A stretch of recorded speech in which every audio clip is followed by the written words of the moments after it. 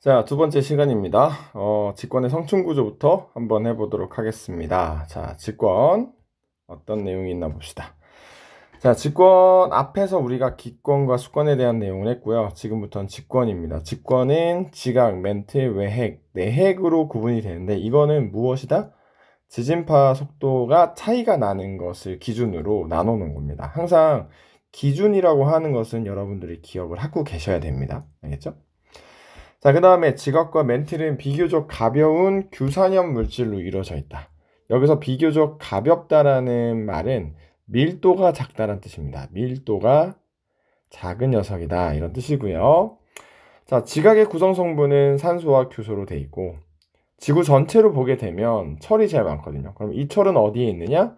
외핵과 내핵 쪽에 있습니다. 외핵과 내핵은 철과 니켈처럼 무거운 물질, 다시 말해서 밀도가 큰 물질로 이루어져 있다. 이렇게 보시면 됩니다.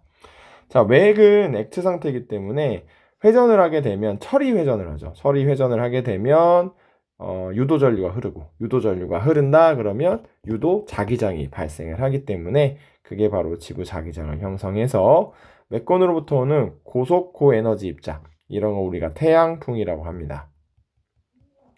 태양풍을 막아주는 역할을 한다라고 알려져 있죠. 자, 각각의 직권의 성층 구조를 한번 보도록 하겠습니다. 자, 맨 위에는 지각이라고 하는 부분이 있어요.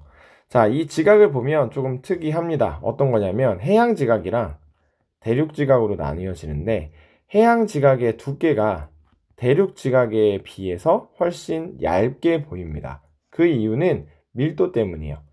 밀도가 낮은 화강암질 암석으로 보통 구성이 되어 있기 때문에 대륙 지각은 상대적으로 두꺼워야 됩니다.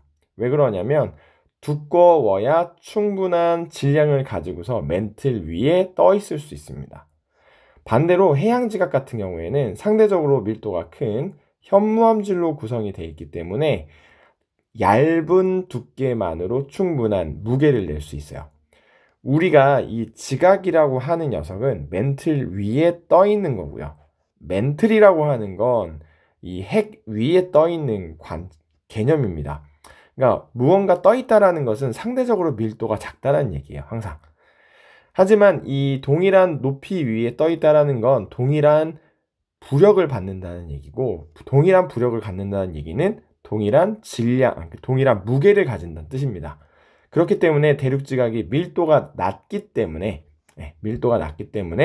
두꺼워야 되고 해양 지각은 밀도가 크기 때문에 얇아도 된다. 그래서 여기 두께와 밀도에 대한 내용이 들어와 있습니다. 자, 이번에는 멘틀을 봅시다. 자, 멘틀이라고 하는 녀석은 지구 전체 부피의 약 80% 정도 됩니다. 그러니까 지구의 대부분은 멘틀이다.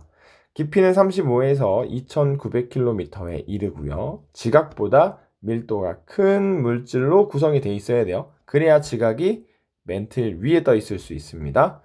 자, 고체 상태이지만 유동성이 있다라고 하는데 이제 나중에 여러분들이 뒤에서 판구조론을 배우게 되면 이 지각 위에, 그러니까 지각 바로 밑에, 그래서 멘틀에서도 상부 쪽에 해당하는 부분, 여기에서 보통 멘틀 대류가 있다라고 이야기를 하고요. 그리고 지각 바로 밑에 부분 같은 경우에는 지각에 의해서 단단한 상태를 유지하는 암석권이라는 걸 아마 배웠을 겁니다. 그죠? 그리고 멘틀 대류는 상부 멘틀 위쪽의 상부 멘틀을 제외한 밑에 쪽이 우리가 흔히 알고 있는 멘틀 대류가 일어나는 연약권이라고 합니다. 자, 기억나시죠? 네. 이렇게 된다라는 거. 그래서 멘틀이 전체적으로 순환한다기보다는 연약권에서 더 집중적으로 멘틀 대류가 일어난다. 이렇게 기억을 하시는 게 조금 더 좋은 것 같습니다.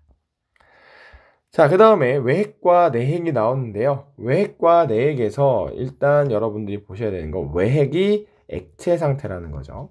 대류를 통해서 지구 자기장을 형성을 하고요. 철과 니켈이 주요 성분입니다. 내핵 같은 경우에는 내핵이 밀도가 가장 크다. 여기까지만 아시면 되고요. 내핵이 뭐 고체다, 액체다, 기체다 뭐 이런 거는 크게 신경 안 쓰셔도 될 것 같습니다. 자, 직권의 역할은 어떤 것이냐? 자, 직권이라고 하는 거는 생물이 살아가는 데 필요한 물질과 서식처를 제공해주죠. 그 다음에 지역 및 대륙과 해양 분포는 해수의 흐름과 대기대 순환에 영향을 준다. 그쵸? 그러니까 결국엔 수권과 기권에 영향을 주고 있다라는 것을 알 수가 있습니다. 그죠? 자, 화산활동으로 방출된 물질은 기후변화를 유발합니다. 풍화, 침식, 해저 화산활동 등으로 수권에 염류의 근원이 되는 물질을 제공해준다. 이렇게 나와 있네요. 자, 이제 교과서에 없는 생물권입니다. 자, 생물권 같은 경우에는 직권, 수권, 기권에 이르기까지 모든 부분에 생물권이 살고 있죠. 그렇죠? 생물들이 땅에도 살고 있고 물에도 살고 있고 공기 중에도 살고 있죠. 그런 이야기를 하고 있는 겁니다. 자, 그렇게 보면 지구의 생명체가 번성할 수 있는 그 이유가 있겠죠. 여기서 말하는 생명체는 우리와 같은 탄소 생명체를 뜻합니다. 탄소 생명체가 왜 많이 여기서 살 수 있느냐? 그런 이유인데 태양부터 적당한 거리에 위치한다. 이거를 우리는 다른 전문적인 용어로 생명 가능 지대에 위치한다 라고 얘기를 하고요. 이 생명 가능 지대는 액체 상태의 물이 존재할 수 있는 태양계의 위치를 말합니다. 자, 태양이 있다고 한다면 지구 정도에 되는 위치에 생명 가능지대라고 해서 요 지대에서 H2O, 자, H2O라고 하는 게 물로 존재할 수 있습니다. 물로 존재할 수 있다는 건 수증기도 가능하고 얼음도 가능하다는 얘기예요. 생명 가능지대보다 태양에 가깝게 되면 모든 물은요, 수증기가 되죠. 반대로 너무 멀게 되면 모든 물은 얼음이 됩니다. 그렇기 때문에 물이 될 수 있는 요 공간, 여기를 생명 가능지대라고 합니다. 자, 그 다음에 적당한 두께의 대기가 있어서 적당한 온실 효과를 일으킨다는 거죠.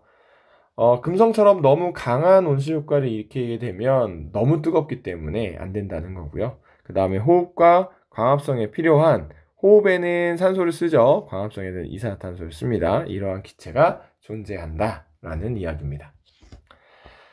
자, 그 다음에 또 교과서에 없는 외권인데요. 외권이라고 하는 건 보통 우주 영역을 모두 외권이라고 하는데 우리가 외권을 배우는 이유는 지구 자기장 때문에 배우는 겁니다. 지구 자기장은 직권이 만들어내는 결과물이죠. 이 직권 중에서 외핵의 대류에 의해서 발생하는 지구 자기장이 우주에서 오는 고에너지 입자를 우주선이라고 해요. 그 다음 태양에서 오는 고속 고에너지 입자, 태양풍을 모두 차단해준다. 완벽하게 차단을 해주고 있다라고 표현할 수는 없지만 대부분 차단을 해주고 있기 때문에 생명체를 보호해주고요. 지구에 가까운 곳에 그 자기장이 밀도가 높은 벤 앨런대라고 그렇게 우리 지구를 감싸고 있는 두 개의 큰 튜브가 있습니다. 자, 여기까지가 우리가 이제 직권에 대한 얘기를 했고요. 이러면 지구 시스템을 모두 한 번씩 둘러본 것 같습니다.